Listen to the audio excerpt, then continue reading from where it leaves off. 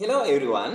මේ වීඩියෝ එකෙන් මම ඔබට කියලා දෙන්න සූදානම් වන්නේ don't සහ don't be නිවැරදිව භාවිත කරන ආකාරය. ප්‍රායෝගික කතනයේදී මම දැකලා තියෙනවා ගොඩක් අය don't සහ don't be වැරදි විදිහට භාවිත කරනවා. ඉතින් අද දවසේ ඔබ මේ පොඩි වීඩියෝ එකෙන් හොඳට අවබෝධ කරගන්න don't සහ don't be නිවැරදිව භාවිත කරන ආකාරය. don't සමග අපිට කෙලින්ම ක්‍රියාපදයක් භාවිත කිරීමේ හැකියාව තියෙනවා. උදාහරණයක් වශයෙන් don't go there එහෙ යන්න එපා. don't go යන්න එපා. don't go there එහෙ යන්න එපා. හොඳින් බලන්න don't සමග අපි කෙලින්ම ක්‍රියාපදයක් භාවිත කරලා තියෙනවා. අපි තවත් සරල උදාහරණ ටිකක් ගමු don't සමග භාවිත කරන ආකාරය අවබෝධ කරගන්න. බලන්න මෙන්න මේ වාක්‍ය Don't run fast. Don't run fast. වේගයෙන් දුවන්න එපා. අපි පොඩි ළමයෙක් වේගයෙන් දුවනකොට කියනවා don't run fast. වේගයෙන් දුවන්න එපා. don't පසුව අපිට කෙලින්ම ක්‍රියාපදයක් භාවිත කිරීමේ හැකියාව තියෙනවා. don't loiter. රස්තියාදු ගහන්න එපා. රස්තියාදු ගහනවට අපි ඉංග්‍රීසියෙන් කියන්නේ loiter කියලා. don't loiter. රස්තියාදු ගහන්න එපා. Don't loiter in the town. Town එකේ රස්තියාදු ගහන්න එපා. තාත්තලා පුතාලාට කියනවා, අම්මලා පුතාලාට කියනවා, පුතා don't loiter in the town. පුතා town එකේ රස්තියාදු ගහන්න එපා. මෙන්න මේ ආකාරයට අපි don't ඉගෙනගෙන ඉන්පසුව don't be නිවැරදිව භාවිත කරන ආකාරය ඉගෙන ගනිමු. මේ සමගම මම ඔබට මතක් කරනවා මම දිගින් දිගටම මේ වගේ ඉතාම ප්‍රයෝජනවත් කෙටි වීඩියෝස් දානවා අපේ channel එකට. ඉතින් මේ දැම්ම ඔය පහළ තියෙන subscribe button එක රතු පාට subscribe button එක click කරලා තියාගන්න, subscribe කරලා තියාගන්න මේ channel එක. ඒ වගේම bell icon එකත් all කරලා තියාගන්න අමතක කරන්න එපා. මම වීඩියෝ එකක් දැමු සැනින් ඔබට ඒ වීඩියෝ එක ලබා ගන්න පුළුවන් bell icon එක all කරලා තියාගත්තොත්. හොඳයි. Don't loiter in the town. town එකේ රස්තියාදු ගහන්න එපා. ඊගා වාක්‍ය බලන්න. Don't insult others. insult කියන්නේ අපහාස කරනවා. මේ සමගම අලුත් verbs ඔබ ඉගෙන ගන්න ඕන. ඉංග්‍රීසි ඉගෙන ගන්නවා කියන්නේ වාක්‍ය රටා ඉගෙන ගන්නවා වගේම අලුත් verbs, new words ඔබ ඉගෙන ගන්න ඕන. Don't insult others. අනිත් අයට අපහාස කරන්න එපා. ගොඩක් මිනිස්සු අනිත් අයට අපහාස කරනවනේ නේද? Don't insult others. අනිත් අයට අපහාස කරන්න එපා. ඊට සමාන තව වාක්‍යයක් බලන්න. Don't criticize others.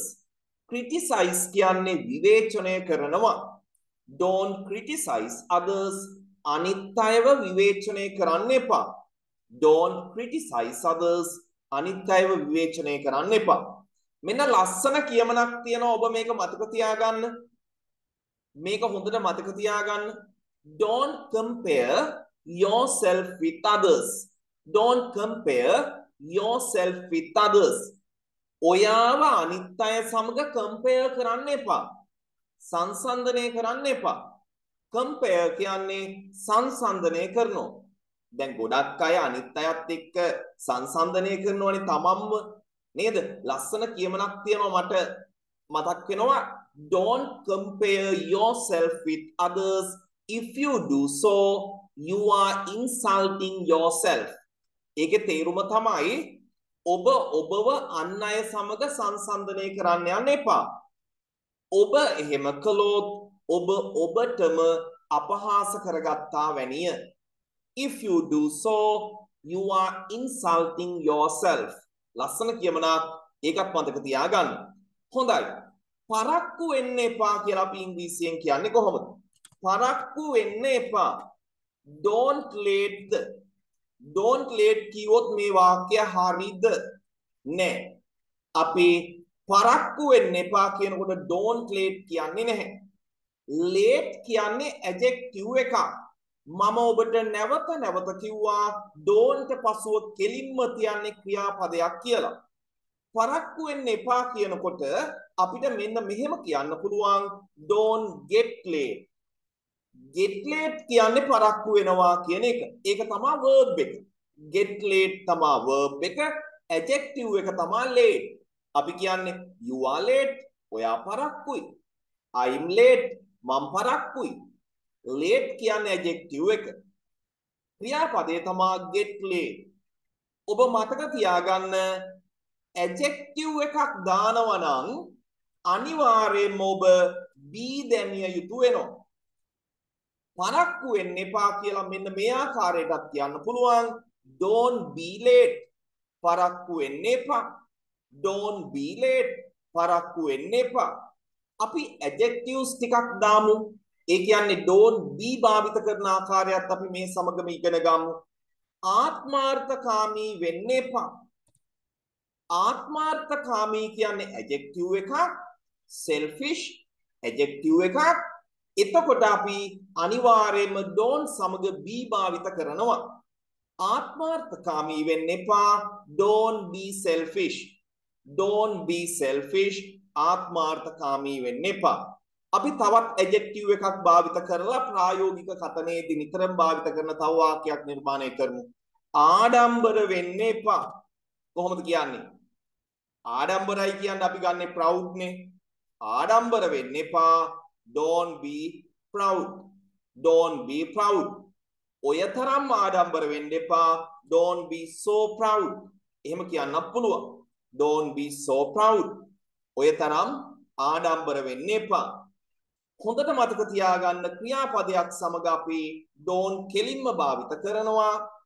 adjective එකක් තියෙනකොට අපි අනිවාර්යයෙන්ම be භාවිත කරනවා.